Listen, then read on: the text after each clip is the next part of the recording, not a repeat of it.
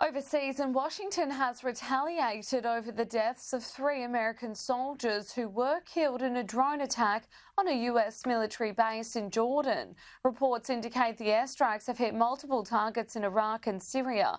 According to the Iraqi Prime Minister, the US airstrikes have killed 16 people, including civilians.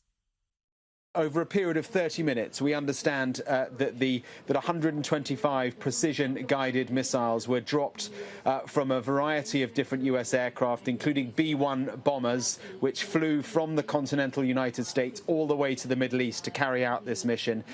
We understand that 85 targets were hit, according to the US military.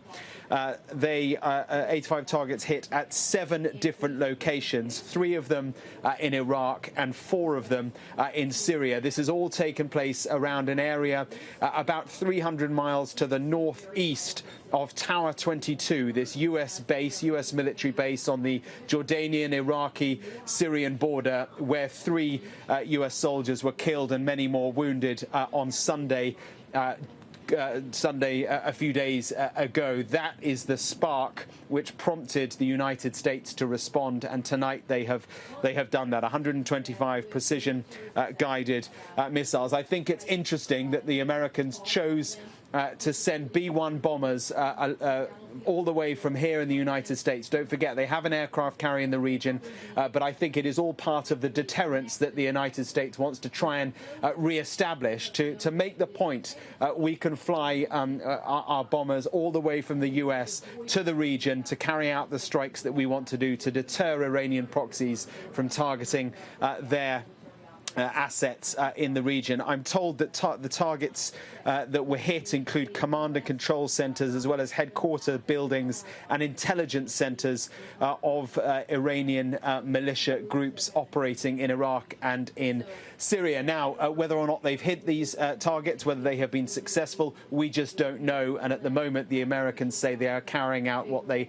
describe as looking at the sites that they've hit, and they'll wait till daylight as well to see how successful they have been. But, you know, this is a very, very dangerous moment because they are operating in Arab countries without the permission of the governments of those countries, although it's interesting, the Americans tell me they did pre-warn the Iraqi government that this was going to happen.